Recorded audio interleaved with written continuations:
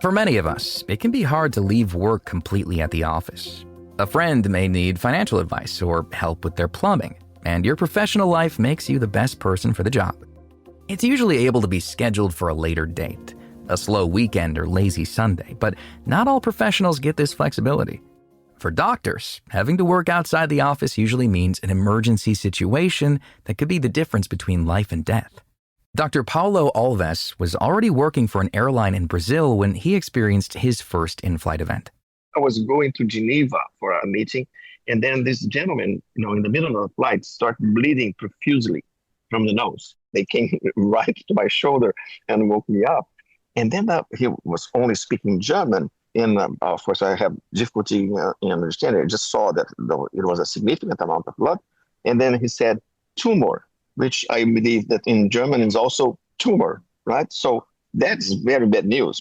Alves is a trained cardiologist, not an expert in cancer treatment. So while nosebleeds are common on flights due to the dry air, it could be a very different meaning if the tumor was causing it. He managed to stop the bleeding and advised that they divert the plane, but the family refused. The plane made it to Geneva and everyone went their separate ways. For Alves, this would be the first of more than 20 in-flight medical events he'll help with.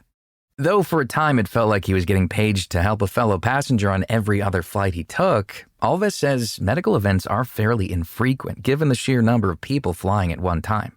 As we're speaking right now, there are around between 1.5 to 2 million people flying. So this is a suspended city, right? So now if you see the number of cases that are happening, medical cases, they are actually a very small fraction of those traveling. But a small fraction is still a lot of lives. Alves recently published a paper looking at data from 2022 and 2023. It found that in-flight medical events occur about once every 212 flights globally. With more than 3 billion people flying in 2022, that's thousands of passengers having some health issue in the sky. And since there's no way to call an ambulance from 30,000 feet in the air, the cabin crew are trained to help in emergency situations. But as you can imagine, their options are limited. So they are specifically trained in first aid, meaning bleeding, some ice application, minor trauma, things like that, wound care. And on the other extreme of that, AED and CPR. The resources that we have on board are aimed to stabilize the situation. And then if it is good enough for the remainder of the flight, and if not, then you need to recommend a diversion. The Federal Aviation Administration mandates certain medical supplies, like first aid kits, are on all U.S. aircrafts, and that the cabin crew are trained for medical emergencies. In fact, Alves played a prominent role in introducing programs in Latin America that are now considered best practices, like having automated external defibrillators on board each flight. Now, he's the Global Medical Director of Aviation Health for MedAir, which provides medical, security, and travel safety support. And though Alves is no stranger to helping during an in-flight emergency, he says he actually shouldn't be the first option. This situation of calling for a medical volunteer, this is an improvised solution for a problem, right? Because if you think there is a problem, really you are counting on a volunteer to help or not? How often there is a volunteer? If I tell you, okay, there is, in our experience, there's 80% of the times you have a volunteer. Right. So if I sell to you, let's say, whatever, product that works 80% of the time, I say, come on, I don't want that. I want something that works 100% of the time. And even with that 80%, you don't get to choose which type of medical professional will volunteer. It could be not ideal in a few cases because it could be, with all due respect, it could be a dermatologist, it could be a psychiatrist, with all due respect to my wife, it could be, a pathologist. So who's in charge of this situation? How comfortable they are? Which is why contacting ground-based medical support, or BGMs, has been adopted as a best practice by most airlines. There are a few different models, but many rely on a third party to provide highly trained emergency physicians who have a specific knowledge of aviation medicine. So they have an understanding about the impact of the environment into the situation, but again, with a very good foundation in emergency medicine. Because this is what you need to do. Emergency medicine, this is exactly the mindset.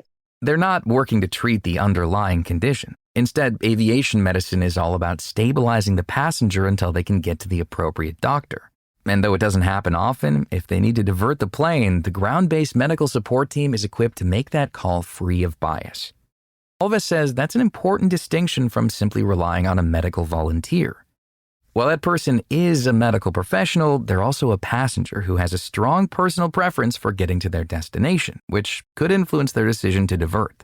Not always a diversion is the best interest of the medical volunteer, because that could ruin their vacation or conference or meeting or whatever. Why so? Because primarily they are just another passenger.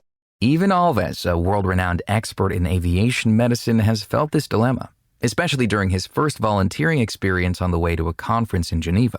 At some point, I thought I will divert the flight. However, if I divert my flight, I'm going to miss my connection. I'm going to miss my meeting. That was the only reason for my travel. So just to put in perspective how uncomfortable the situation is for a medical volunteer, because we are caught off guard. We are not in our hospital, we don't have our nurses to help us. Which is why having a ground-based medical support member making that call is so important. And thankfully, this practice is only getting better as communication technology continues to evolve. We can only enhance the system. And again, we're going to have, as communication improves, we're going to have video, virtual presence, augmented reality. This is what is coming. You can find more information about Dr. Paulo Alves and all of our guests on our website, ingoodhealthpodcast.org. For more behind the scenes, follow In Good Health Pod on Facebook, Instagram, and X. Our writer-producer is Kristen Farah. Our production manager is Jason Dickey. I'm Greg Johnson.